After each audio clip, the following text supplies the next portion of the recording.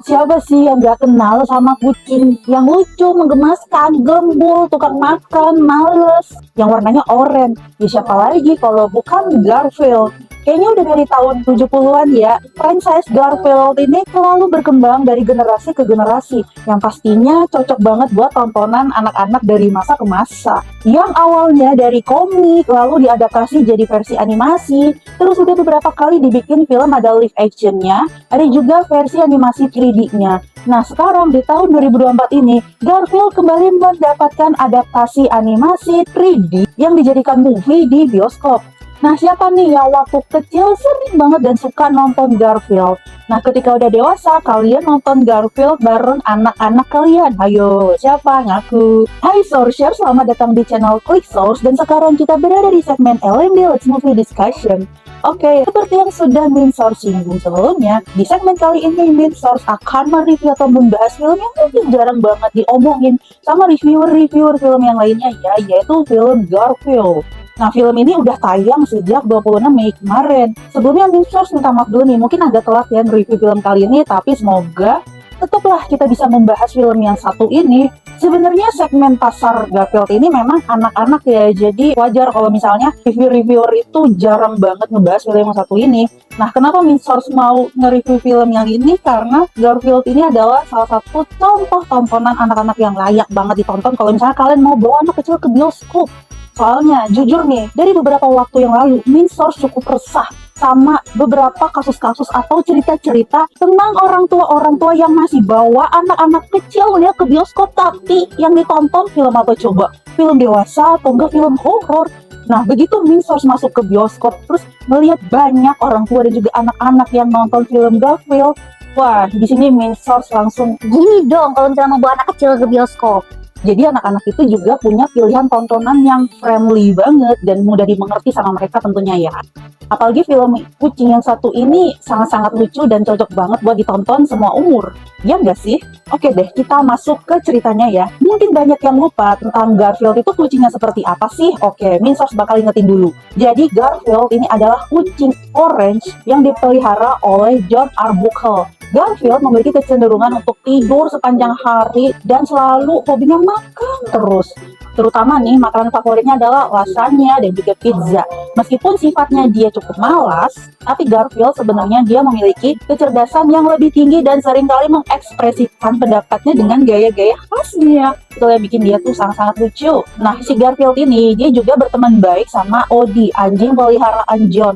Kalau misalnya kalian ngikutin cerita-cerita Garfield dari zaman dulu ya, sebenarnya dulu si Garfield ini gak suka sama si Odie karena dia ngerasa ada kecemburuan gitu loh. Nama juga kucing ya, dia cemburu ngeliat kedekatan anjing dengan sang pemiliknya. Tapi lambat laun si Garfield ini jadi temenan baik sama si Odie. Dan lagi si Odie ini juga tipe-tipe anjing yang gak galak dan dia sayang banget juga sama si Garfield. Nah, Sorcerers, kalian punya gak sih peliharaan hewan anjing sama kucing yang akrab banget kalau di rumah? Coba kalian ceritain di kolom komen ya. Nah, di movie kali ini fokus ceritanya akan lebih menampilkan sosok Vic sebagai ayahnya Garfield, ayah kandungnya itu loh.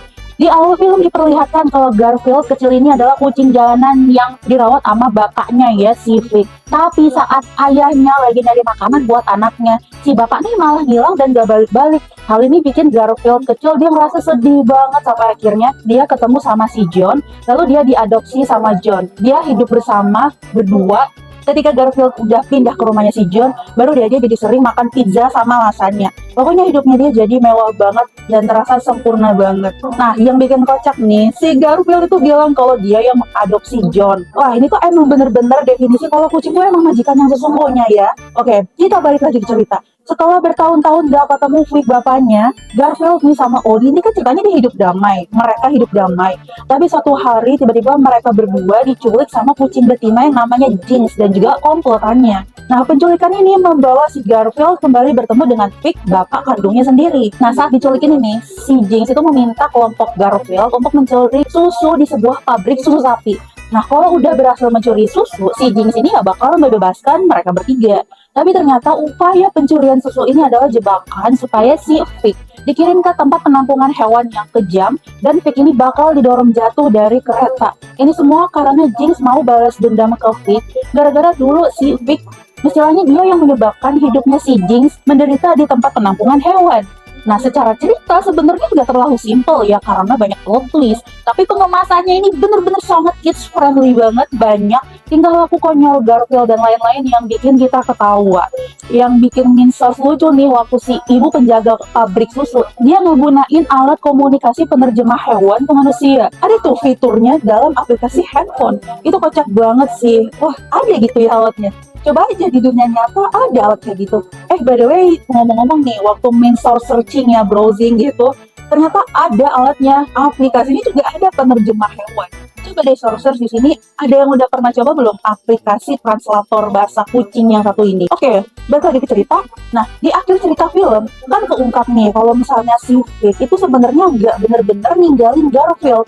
Dia selalu nyari Garfield dan mengawasinya dari jauh. Bahkan Vic juga ngerasa lega ketika tahu si Garfield bisa makan lasagna dan pizza dan juga punya keluarganya sendiri. Wah, ini bener-bener momen yang sangat-sangat cukup mengharukan ya kalau menurut Minsource. Sepanjang nonton film ini, Minsource ngeliat filmnya sangat-sangat kids friendly banget dan gak ada susupan agenda apa-apa. Waktu si Garfield lagi nonton TV nih adegannya, itu lucu banget nih. Dia kan ceritanya lagi nonton Catflix ya. Itu tuh isinya video-video kucing versi nyata, versi di real life. Yang mungkin video-video kucing itu sering viral kan ya di FYP kita. Bahkan sampai di credit scene akhirnya itu bener-bener dikasih tayangan kucing-kucing real life yang lucu-lucu banget tingkahnya. Pasti bikin kita keinget sama majikan-majikan kita di rumah deh.